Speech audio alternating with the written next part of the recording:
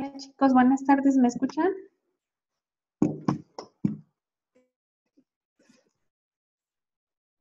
Sí, sí se escucha. Chicos, contesten a la maestra, por favor. Buenas tardes, profesora, ya estamos presentes. Sí, Karen, ¿quién habló? Eli. Eli. Karen, ¿por ahí estás?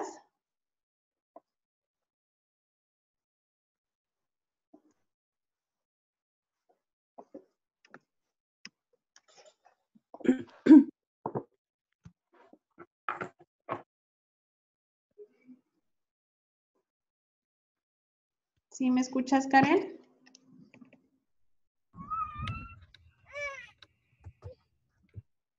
Sí, se oye perfecto, Lick.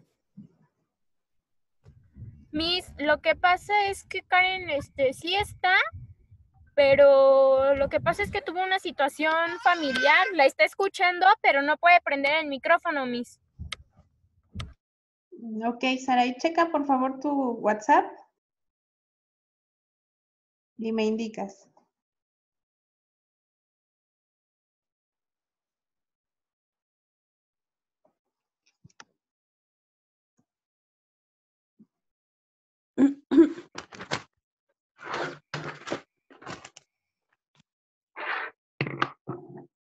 Bueno, vamos a comenzar con la materia de Introducción al Estudio del Derecho. Vamos a apoyar a nuestra compañera Karen, que está iniciando la carrera.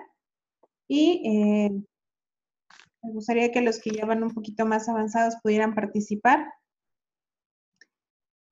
En la clase pasada pudimos ya definir lo que es una norma y vimos el tipo, las clases diferentes de normas que hay y dimos una conclusión de lo que podría ser el concepto de derecho o el concepto de norma jurídica basada en una cuestión de derecho. Hoy vamos a revisar y a ver la clasificación de las normas del derecho. Ya vimos lo que son las normas sociales, las normas religiosas y las normas jurídicas. Hoy vamos a ver precisamente esa clasificación de las normas del derecho. Y hay 5 clasificaciones. La primera clasificación es desde el sistema al que pertenece. Y esta se divide a su vez en normas nacionales y extranjeras.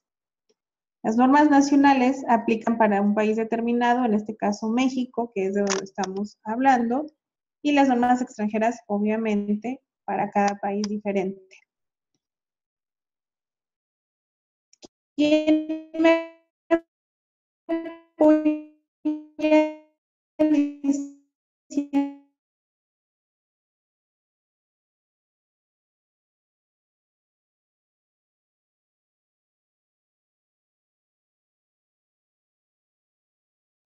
cómo somos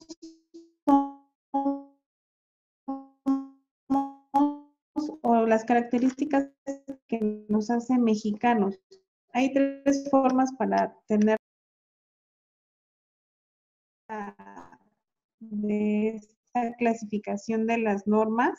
Nosotros vamos ahorita a decirles de manera general, pero más adelante vamos a enfocarnos en cada una de ellas, que es la legislación, que son toda nuestra legislatura, toda nuestra legislación, valga la redundancia, todas nuestras leyes que se encuentran en nuestro país, la jurisprudencia, que es conocida como la máxima ley, porque ya fue estudiada, fue margen de error, se aplicó, por eso hay jurisprudencias en contra, y la costumbre, que como la clase pasada también la pudimos observar, es un acto repetitivo que viene realizándose a través del tiempo y que llega a tener un funcionamiento dentro de nuestra sociedad. La siguiente clasificación es desde el ámbito de validez y estas se dividen en normas espaciales y a su vez en generales y locales. Aquí en México podríamos dividirlas en normas federales, estatales y municipales. Obviamente las normas federales son las normas que aplican o las leyes que aplican. La principal sería nuestra Constitución Política de los Estados Unidos Mexicanos y de ahí las normas federales. Ejemplo, el Código Penal Federal, bueno, ahora ya es Código Penal Nacional. Las normas estatales, por ejemplo, nuestro Código Civil del Estado de México, el Código Civil de la Ciudad de México, el Código Civil de Oaxaca. Cada estado tiene a su vez su Código Civil. Sin embargo, también existe un Código Civil federal. Y las normas municipales. Un ejemplo de normas municipales podría ser el Reglamento de Tránsito Municipal o el Bando Municipal. Ese es el espacio por el que están divididas desde el ámbito de validez. El siguiente son las normas temporales, que son determinadas o indeterminadas. Las determinadas son las normas que sabemos cuándo empiezan y cuándo terminan. Por ejemplo, una norma determinada es el bando municipal. Sabemos que el día que se promulga empieza, pero que solamente va a durar un año. Al otro año pudieran repetirse los mismos artículos en las mismas palabras, pero pudiesen ser diferentes, 100% diferentes. Entonces es una ley que tiene una vigencia establecida. Otro ejemplo de una ley determinada es la ley seca en tiempo electoral. Sabemos que dura 3 días, 4 días o el tiempo que dure, sabemos cuándo empieza y cuándo termina. Una norma temporal indeterminada son todo el resto de la legislación. Ejemplo, salió una norma el día de hoy, pero no sabemos cuándo va a terminar. O se modificó un artículo de nuestro Código Civil y dice el artículo, comenzará su vigencia a partir de tal fecha, pero no tiene una fecha de término. Esa sería una norma temporal indeterminada. Posterior, siguen las normas materiales, que es el derecho público y el derecho privado. Ya empezamos a ver una introducción en la clase pasada, más adelante vamos a ver la separación, pero recordemos que el derecho público es el derecho que tiene que ver entre dos áreas públicas o entre dos entes públicos y entre el gobierno y el particular. Entre dos gobiernos o gobierno y particular, derecho privado entre particulares. Las normas personales a su vez se dividen en genéricas e individualizadas y desde el punto de vista de su jerarquía son las normas constitucionales, que esta es la norma, como lo comenté hace un momento, es nuestra Constitución, que es la principal y bajo ella se rigen todo el resto de la legislación. Las normas ordinarias están supeditadas a la Constitución, las normas reglamentarias a las ordinarias y las normas individualizadas a las reglamentarias. Un ejemplo, la norma constitucional, nuestra Constitución política, las normas ordinarias, una ley del IGESTEM. Es una norma ordinaria, la ley del IGESTEM, una norma reglamentaria es el reglamento de esa ley. ¿Cómo vamos a aplicar esa ley? Y una norma individualizada, el IGESTEM es una entidad ya estatal y de ahí nos vamos a una entidad municipal. Para cada municipio va a ser diferente, ya es individual, porque a lo mejor las características de cada lugar son distintas, de cada municipio y de cada estado. Desde el punto de vista de su cualidad, son positivas y negativas. Las positivas son las que nos permiten hacer algo, las negativas son las que nos prohíben realizar algo. ¿Dudas hasta aquí o comentarios? Después seguimos con las fuentes del derecho. Las fuentes del derecho las dividimos en 3, que son las fuentes reales o materiales, las fuentes históricas y las fuentes formales. Las fuentes reales son los factores y elementos que determinan el contenido de estas normas o de las normas que estamos hablando. Las fuentes históricas son los documentos, las inscripciones, los papiros y los libros que nos dieron vida a estas leyes, como lo vieron en la clase de Derecho Romano o Karen lo verá en su clase de Derecho Romano. Y las fuentes formales a su vez las dividimos en 4. La legislación, que es la que ya estamos tocando el tema, que es el proceso por el cual uno o varios órganos del Estado promulgan las leyes. Y para esto hay un procedimiento. ¿Cómo vamos a hacer una legislación? ¿Cómo vamos a hacer una ley? ¿Cómo una norma se convierte en ley? ¿Cómo podemos modificar un código civil o modificar o crear una nueva ley? ¿Alguien que me pueda apoyar con el proceso legislativo?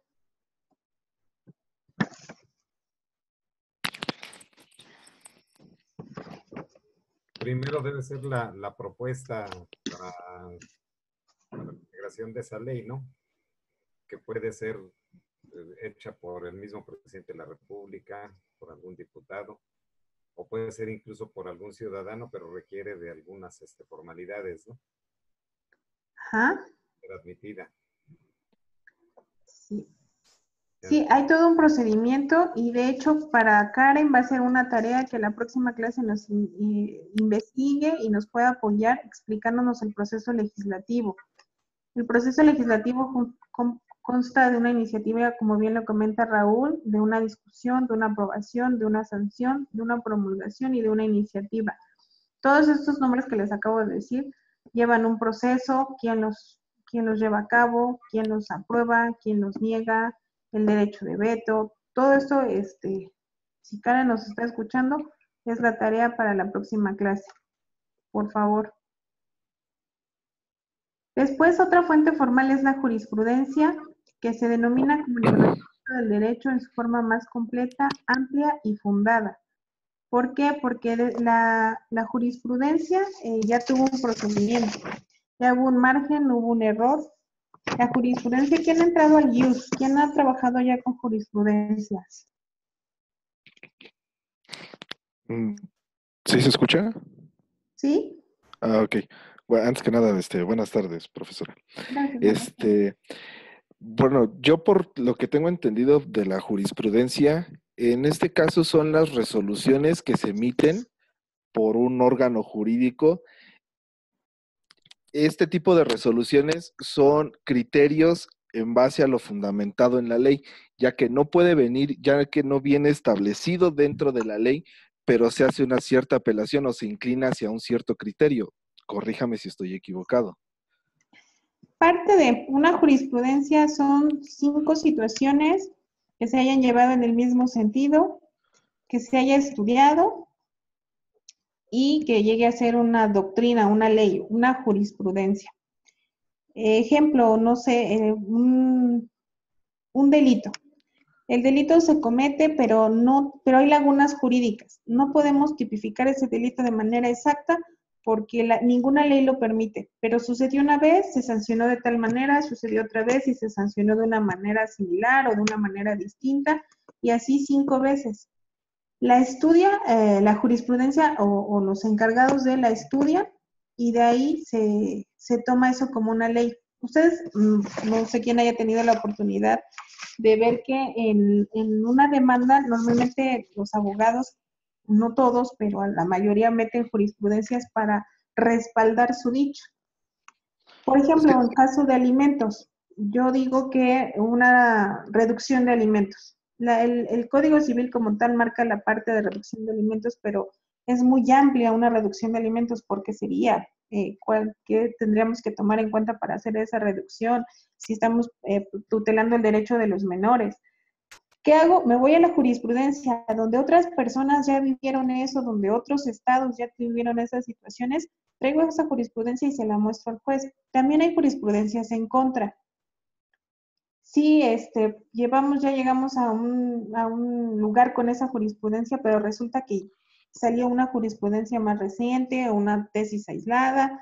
Todo esto es una jurisprudencia. Hay un programa que se llama IUS de la Suprema Corte de Justicia de la Nación y ahí podemos buscar las jurisprudencias. Esa era mi pregunta, licenciada. En este caso, bueno, no sé, tenemos tal caso de tal situación y vemos, como usted lo menciona, que hay lagunas dentro del margen jurídico. En este caso, para nosotros apelar a un fallo, que esto es la jurisprudencia, ¿cómo y en dónde de manera exacta podemos adecuar una jurisprudencia a dicho acontecimiento jurídico que nosotros estemos llevando a cabo? Por eso hay que estudiar, no hay una jurisprudencia, hay muchas sobre el mismo tema. Vamos a estudiar cuál nos cuadra o cuál nos concuerda, cuál tipifica bien a nuestro acto que estemos llevando. La laguna jurídica la vamos a intentar sostener con la doctrina o con la jurisprudencia. Por ejemplo, vamos a suponer que en un tema no encuentras jurisprudencia, todavía no hay. ¿Qué haces? Entonces, si ya buscaste las jurisprudencias, tanto las que están a favor de tu caso o como las que están en contra, también puedes irte a la doctrina. Como tal, recordemos, yo les comentaba en clases pasadas, el derecho es de interpretación. La jurisprudencia yo puedo interpretarla de una manera, y el juez o el magistrado o donde estés llevando el procedimiento puede interpretarla de otra. Sin embargo, bueno, la Suprema Corte de Justicia, que es la encargada de, pues intenta como que establecer esa situación. Por eso, cuando ustedes buscan una jurisprudencia, no hay una de un tema, hay de muchas. Y a veces es que estás buscando un tema muy específico y no encuentras, o sea, tienes que buscar en años anteriores, en tesis aisladas, ese fundamento que es el que tú me estás preguntando, que es el que estás buscando. Ok, sí, muchas gracias, profesor. Gracias a ti. Y bueno, lo que te comentaba, la doctrina, que es otra de nuestras fuentes formales, la estudian los estudiosos del derecho llamados juristas. De repente, no sé si han visto también que meten mucho hay abogados muy rebuscados que meten muchos temas latinos, latín, y de repente ya hablan de tal o cual autor. Es bueno, no digo que sea malo, al contrario, son personas que leen mucho, tienden a leer mucho la doctrina y todo lo que es esa historia que nos lleva a lo que tenemos hoy, pero de repente pues ya también hay autoridades que pues no toman tanto en cuenta esa situación. Sin embargo, bueno, no deja de tener una historia y el por qué estamos aquí y por qué llegamos a esa legislación, a esa ley, digo, desde Roma, y ahorita vamos a verlo más adelante en la estructura del Estado, que son muchos años para llegar a lo que hoy tenemos. Y otra de las fuentes formales es la costumbre, que es el uso existente de un grupo social que expresa un sentimiento jurídico, como lo comentaba hace un rato, es un sistema repetitivo, es un acto repetitivo que nos lleva a generar una legislación. O si bien no es como tal una legislación, porque no, a lo mejor no está escrito, es algo que ya tenemos interpretado y que debemos de respetar. Yo les comentaba también en la clase pasada, por ahí ponía unos ejemplos de un municipio de Jalisco. Si tú no llegas ahí con cierta actitud, o si alguien no te acompaña, bueno, pues ahí tienen la costumbre a lo mejor de no dejarte pasar o de agredirte, o inclusive pues ya hasta se portan, sí, agresivos con las personas. Es llamado derecho consuetudinario. ¿Dudas hasta aquí, Karen? Es que no puede hablar, ¿verdad? Me decías, Saraí.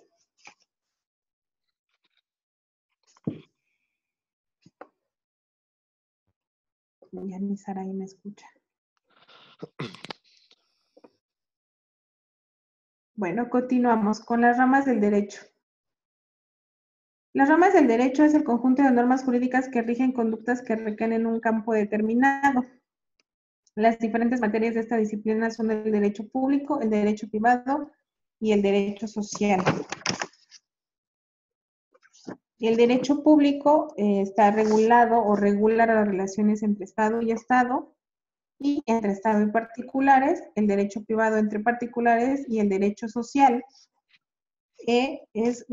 solamente tiene dos divisiones, que se forja o está más ubicado en la pequeña población, en los grupos más vulnerables. El derecho público, vemos que la división es el derecho constitucional, el derecho administrativo, el derecho penal, el derecho fiscal y el derecho internacional público. El derecho constitucional estudia las normas que regulan la estructura de los órganos del Estado, las relaciones entre Estado y los derechos humanos, antes llamados garantías individuales. En el derecho constitucional podemos encontrar precisamente lo que hablábamos hace ratito, la jurisprudencia y el derecho de amparo. El derecho administrativo estudia las normas que rigen los actos de la administración pública y las dependencias gubernamentales, y bueno, el procedimiento administrativo. El derecho penal estudia el delito y a los delincuentes. El derecho fiscal estudia las normas mediante las cuales el Estado ejerce su poder tributario, es decir, donde nos cobra, y todo lo que nosotros aportamos a ese cobro es ejercido para un gasto público. El derecho procesal es el que estudia las normas que rigen el proceso y el procedimiento en nuestros procesos jurídicos. Todos los códigos, o la mayoría de los códigos, tienen un código civil y un código de procedimientos civiles. Y si no lo tienen, se aplican de manera supletoria.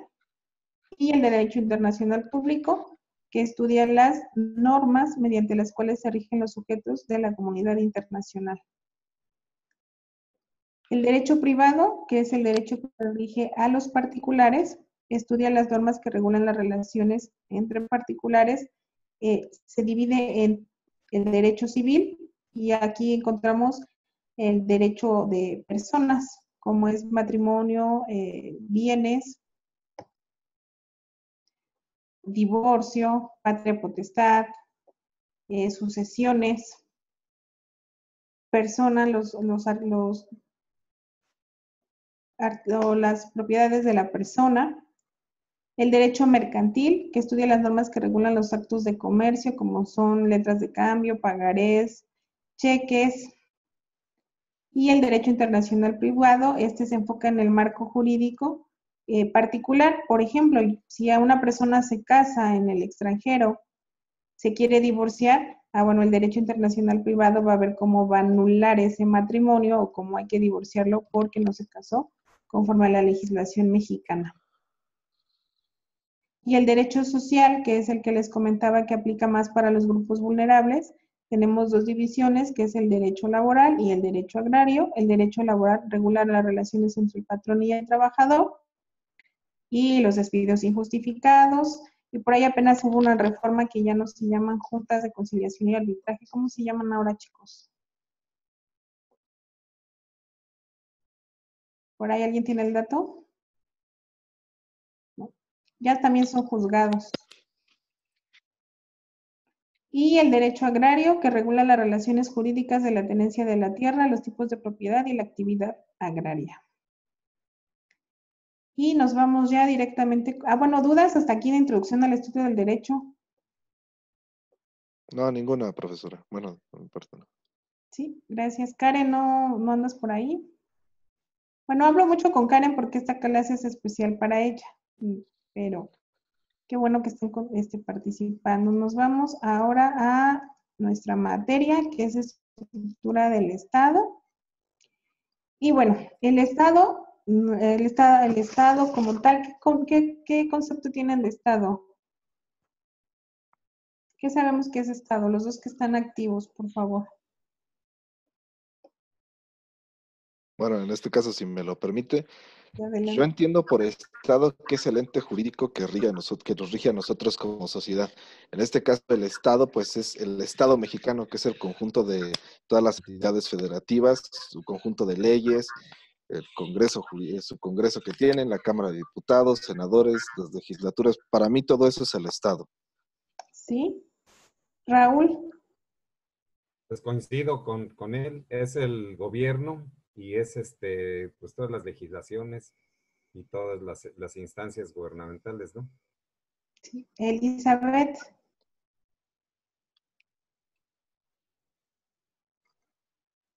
También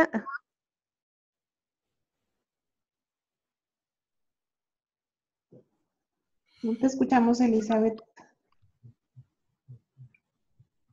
abarca también la población, el territorio, y lo que habían comentado los compañeros, las entidades federativas, la legislación, pues las costumbres de los pueblos, todo eso, ¿no? ¿Se comprendería lo que es el Estado? Sí, es correcto. Todos están en lo correcto. El Estado ha permanecido en constante cambio desde hace muchos años. más o menos 5.000 años, pasando del estado feudal hasta llegar a lo que hoy conocemos como un estado-nación. Todos los conceptos que me dijeron son correctos y vamos a ir desglosando cada uno. Aquí puse una definición de estado. Dice, un estado es una organización política constituida por un conjunto de instituciones, como lo decía, que es gobierno, burocráticas estables, a través de las cuales se ejerce el monopolio del uso de la fuerza o soberanía aplicada a una población, como también mencionaron esa característica dentro de los límites territoriales. Tenemos que tener límites para definir cuál es nuestro estado. Pero como nos vamos a ir un poquito más a la historia, tenemos dos teorías, la teoría naturalista y la teoría contractualista. La teoría naturalista lo ubica al Estado como algo natural, dice, el Estado es algo natural y en cierto sentido previo al individuo. Desde este punto de vista, el individuo solo tiene sentido dentro del Estado y para el Estado, por lo que los derechos individuales estarían subordinados a los colectivos. Para esta teoría, el Estado, el ser humano está al servicio del Estado. El Estado no depende del individuo, sino el individuo del Estado. Sin el individuo, el Estado no existiría, pero lo subordina. Para la teoría contractualista, al contrario sensu, dice que es anterior el Estado al individuo, sugiriendo este último como consecuencia de un acuerdo o convención, que lo llama el contrato. Entre los primeros, desde esta perspectiva, el Estado solo tiene sentido a partir de los intereses de los individuos, por lo que los derechos colectivos no pueden ser prioritarios sobre los individuos.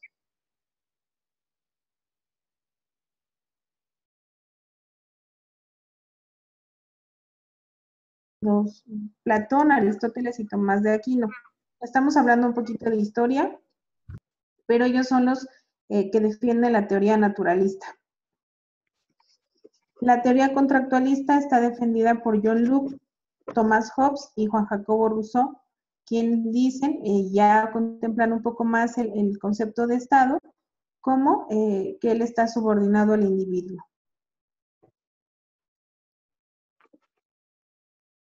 Los principales hechos que dan origen a el Estado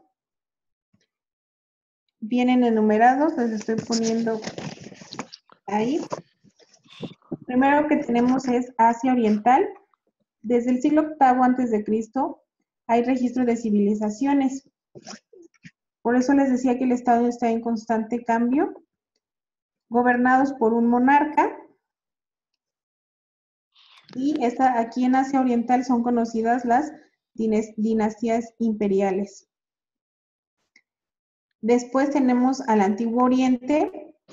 En este periodo florecieron las civilizaciones y las principales son Mesopotamia, Egipto, Siria y Persia, y dividen su estado en dos, en despótico y en teocrático. El estado despótico es una forma de organización restringida y limitada, y el estado teocrático está basado en un dios.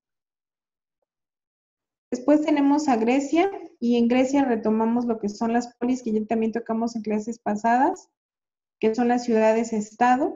En ese momento las llamaban polis, y las dos principales ciudades de Grecia fueron Atenas y Esparta. Después viene Roma. Roma ya divide, por eso nuestro derecho romano, porque aquí ya se divide el Estado. El Estado se divide en tres periodos, que es la monarquía, la república y el imperio. Más adelante vamos a revisar con puntuación cada uno de ellos. Después viene la Edad Media. En la Edad Media, el Imperio Romano inicia lo que históricamente conocemos como Edad Media, y viene a lo que conocemos como el feudalismo. ¿Alguien recuerda qué es el feudalismo?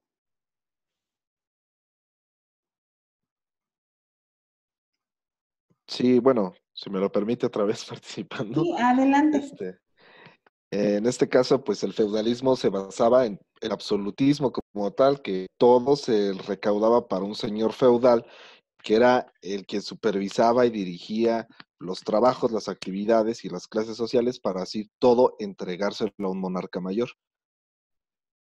Y exactamente, ese señor era el feudal, el dueño del predio. De hecho, no sé, hay personas que cuando trabajaba, bueno, más bien todas las personas que trabajaban, existían las tiendas de raya en ese momento. Al final del día todo se le quedaba al dueño de.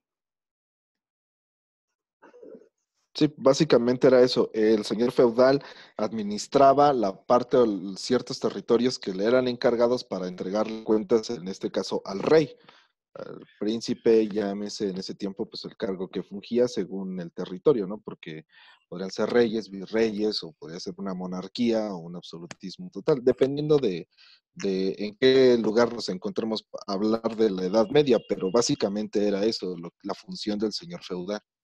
Así es. Muchas gracias.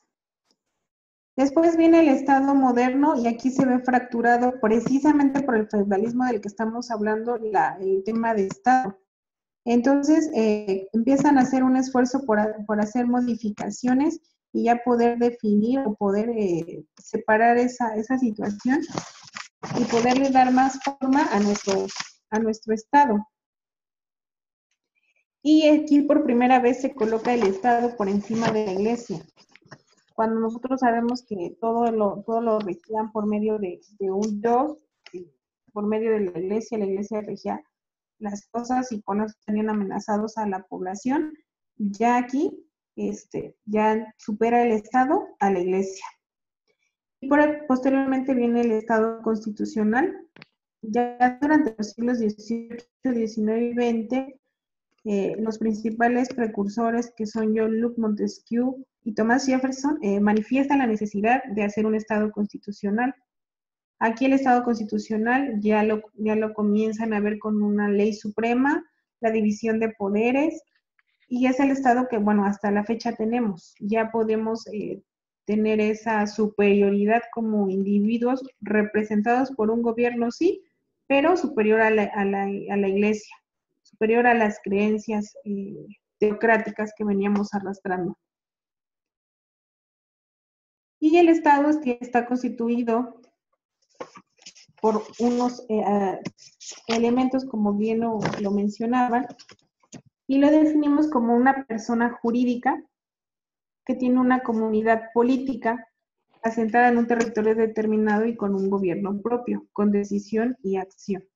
Es una persona jurídica porque tiene derechos y tiene obligaciones. ¿Por qué tendrá derechos el Estado? Porque son las normas que nos rigen como sociedad. ¿Me recuerdas su nombre, por favor? Discúlpame. José Miguel. Ok, Miguel. Sí, exactamente. Tiene derechos porque tiene obligaciones porque el Estado nos provee. Tiene derechos porque nosotros también tenemos que cumplir al Estado. Como lo decíamos en la introducción al estudio del derecho. Si nosotros no aportamos esa situación de que nos cobran las cosas, el IVA y todo, nosotros tenemos la obligación de darle al Estado y el Estado a su vez tiene la obligación de darnos infraestructura, tiene la obligación de darnos servicios médicos. Es una comunidad política. ¿Por qué, Raúl? Estado, pues precisamente en la división de poderes que se mantienen, se tienen diferentes formas de gobierno y la confusión con las leyes, pues es lo que hace una estructura política, ¿no? Sí, tiene un territorio determinado. Gracias, Raúl. Gracias, Miguel. Tiene un territorio determinado y tiene un gobierno propio. Nuestro gobierno, de hecho, en alguna clase, por ahí les pedí que me dijeran qué tipo de gobierno tenemos en México. Elizabeth, ¿qué tipo de gobierno tenemos en México? Pues el democrático. Sí, ¿qué más? ¿Quién define qué tipo de gobierno tenemos en México? Pues es lo que mencionábamos la vez pasada, ¿no? Es una república democrática. Ajá. Representativa. Sí. Democrática, representativa. Otras características. ¿Quién define qué tipo de gobierno tenemos? ¿Qué ley? La Constitución. Correcto. Artículo. No sé. Artículo, Miguel. Este, Ser el primero. Googlealo.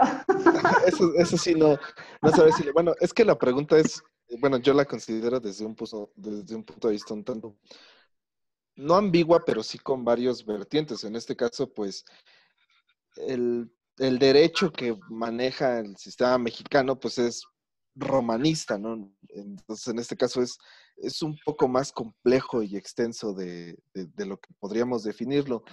República, sí podríamos definirlo que es una época o tenemos un gobierno hasta cierto punto republicano, ya que pues, se nos hace ver que recordemos que en Roma, en la introducción al derecho romano, la república se define como la bonanza, como en este caso eh,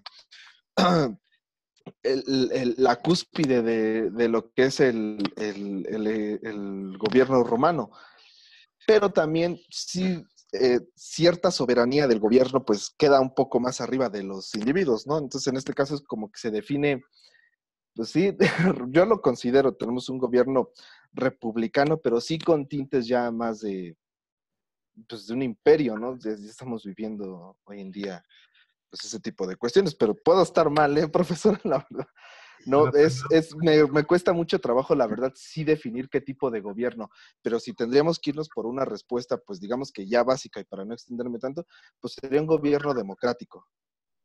Sí, vamos a dejar el tema, el concepto y el artículo hasta el final de la clase.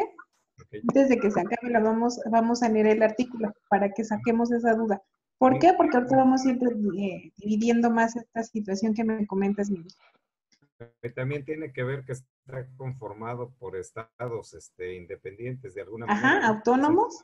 Entonces son autónomos, pero está en el pacto de integración en la República.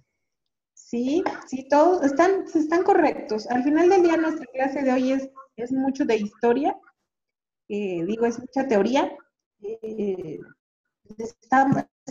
Resumimos porque si nos fuéramos a leer todos los libros que anteriormente nos hacían leer en las universidades, es mucha, estamos resumiendo lo que íbamos a ir definiendo.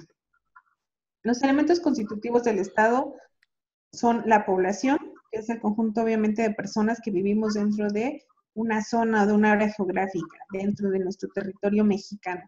Nuestros límites están definidos y dentro de esos límites hay personas. Esas personas pues obviamente somos la población. Si no hubiera población, pues no tendríamos cómo llevar a ese estado, no habría nada. Si no tuviéramos una delimitación, que es la que sigue, que es un territorio, que es el conjunto de tierra, agua, espacio, delimitada geográficamente o administrativamente, pues tampoco seríamos como anteriormente, no había límites, y de hecho a la fecha se siguen peleando los límites, inclusive entre municipios se siguen peleando los límites territoriales, que es ese fraccionamiento.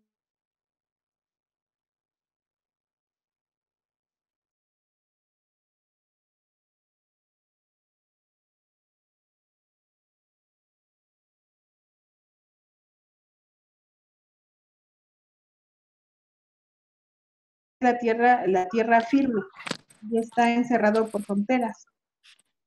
Nosotros, nuestras fronteras que tenemos al norte y al sur, obviamente hacia los lados, pues tenemos el mar.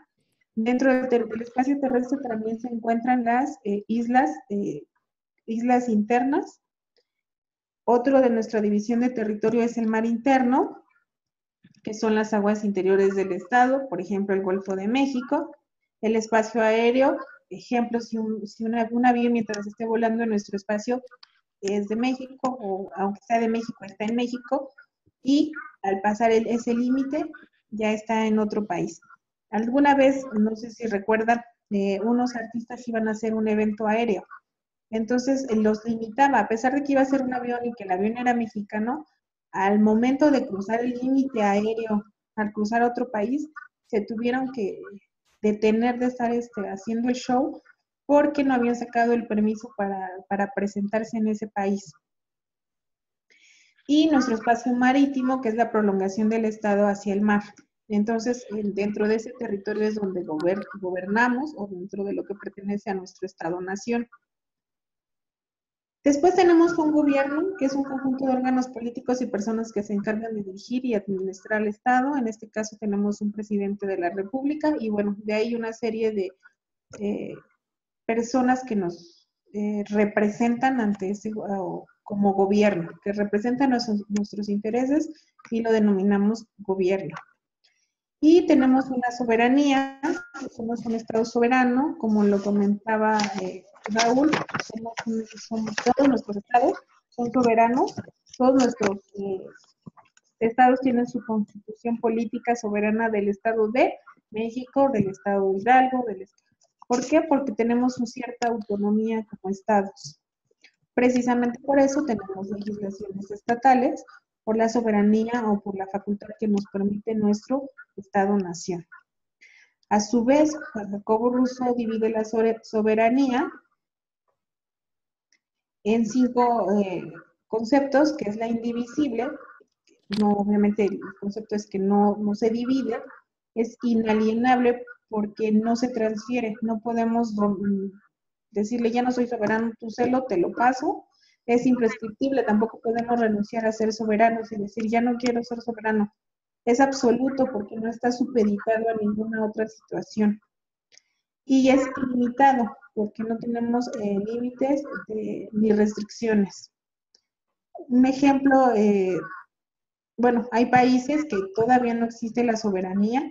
Aquí en todos nuestros estados son soberanos, como lo comentaba.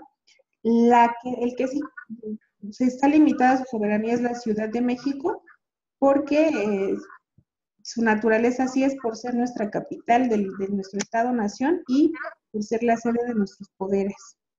Sí cuenta con cierta soberanía, pero es una soberanía no tan amplia como la que tienen los demás estados. Un concepto de soberanía es el poder político supremo que corresponde a un Estado independiente sin interferencias externas. En teoría política, la soberanía es un término sustantivo que designa la autoridad suprema que posee el poder último e inapelable sobre algún sistema de gobernabilidad. Y de aquí viene una definición adicional que es el poder, o una necesidad de determinar qué es el poder, y el poder es la influencia voluntaria que ejerce un individuo o grupo sobre la conducta de otro individuo o grupo.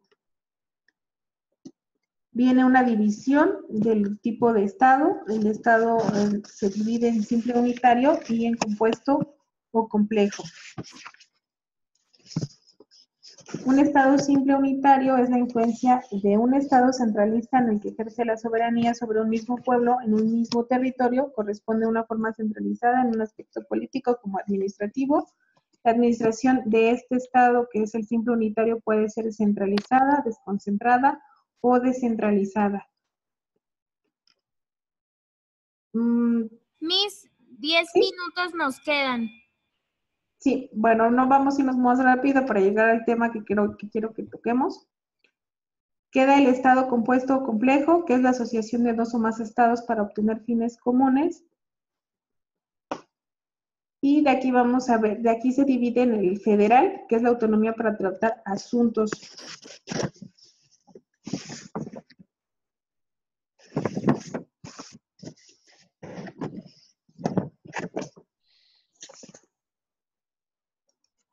Y las características de este Estado federal es que tienen una constitución escrita, que ya hay una división de poderes y que existen elementos geográficos y culturales para conservar la unidad nacional y se renuncia a ciertas competencias. De ahí que nuestro Estado sea una federación. Un ejemplo de estos estados federales, es a lo mejor Estados Unidos, México, Colombia, todos estamos definidos con estas características. Tenemos una constitución escrita que es nuestra Carta Magna, la división de poderes ejecutivo, legislativo y judicial. Existen elementos geográficos que nos determinan, como los comentaba hace rato, nuestros límites territoriales y una cultura. Tenemos cultura nacional, tenemos una identidad como mexicanos. Y para que eso exista, se renuncia a otras competencias. Nuestro presidente municipal, el presidente de la República, para que sea presidente de la República, tiene que renunciar a ciertos aspectos que pudieran tener en su vida. Tenemos la otra división es un estado confederado, que es la unión de varios estados, y este es un instrumento jurídico de la unión, que es hacen un pacto y se juntan varios estados. Por eso se llaman confederados, porque son más de uno. Su unión es con objetivos comerciales, económicos o bélicos, y los estados miembros conservan su soberanía. Los estados pueden separarse cuando así lo decidan.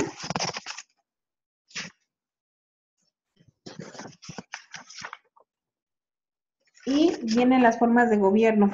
Bueno, aquí les voy a leer porque se nos está acabando el tiempo. En nuestro artículo 40 de la Constitución Política de los Estados Unidos Mexicanos es la que nos dice que tenemos, dice el artículo como tal, es voluntad del pueblo mexicano constituirse en una república. Ya vimos que tenemos una forma de gobierno republicana, como lo comentabas, Miguel, que era la duda. Así lo marca como tal nuestra legislación. Representativa, porque nos representa un presidente de la República, una Cámara de Senadores, una Cámara de Diputados. Democrática, porque esas personas llegan ahí por un proceso legislativo, por un proceso electoral. Esas personas no llegan ahí ni por herencia, ni porque, en teoría, ni por amistades, ni nada. Nosotros vamos, votamos, llevamos un procedimiento democrático que nos hace tener a esas personas que nos representan. Es laica porque no se nos impone ninguna persona o ninguna divinidad en quien creer. Y es federal, que es el ejemplo que estoy dando aquí.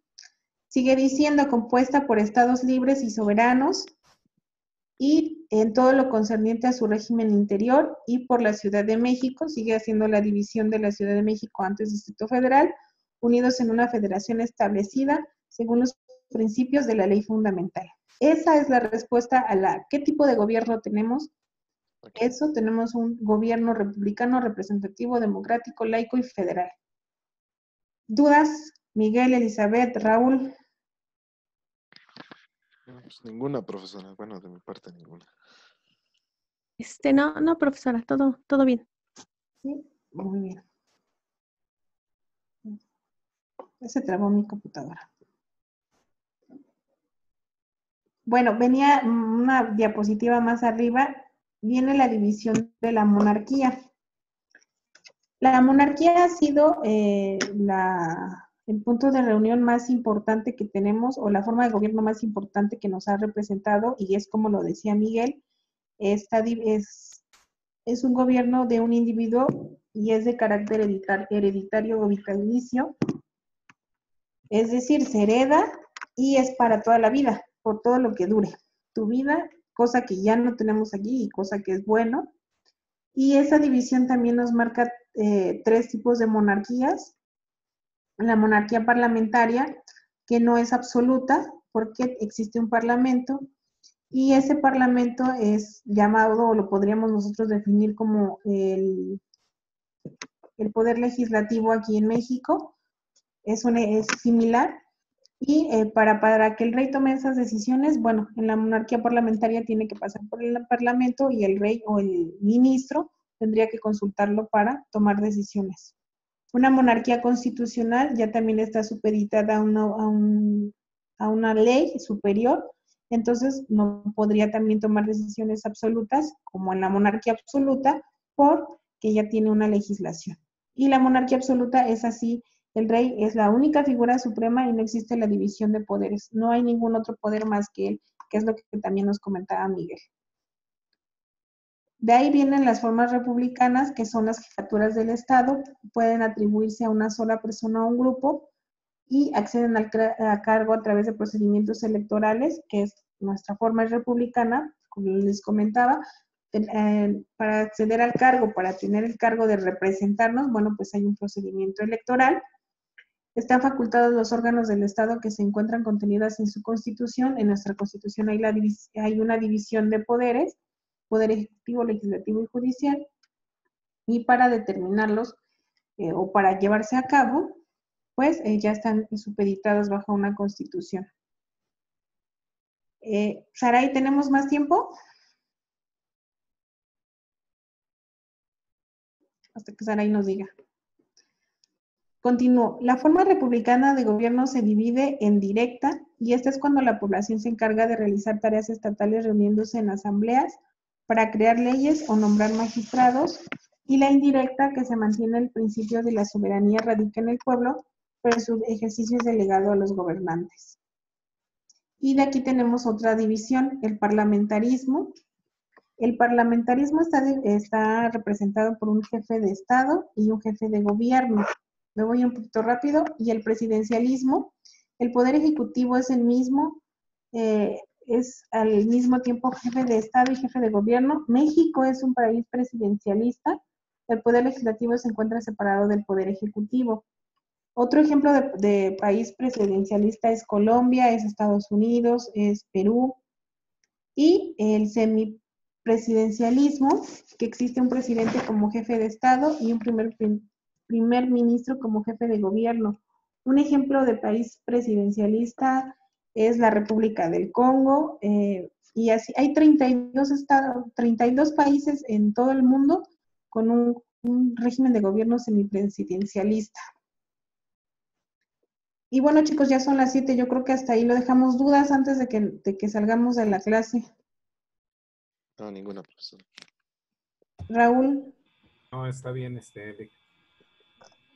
Y Elizabeth. No, todo, entendible, maestra. Sí, algo que quieran que modifiquemos. No, está bien. Bueno, ya están sus tareas en plataforma, y yo también he estado calificando las que ya han cargado, y esta presentación también la voy a dejar ahí en plataforma para si sale alguna duda o algún comentario. Ok. ¿Sí? Sí, gracias. Sí, muy bien. Sí, bueno, pues muchas gracias a todos y nos vemos el jueves, primero Dios. Nos vemos, Miss. Bye, Hasta luego. chicos. Bye. Gracias.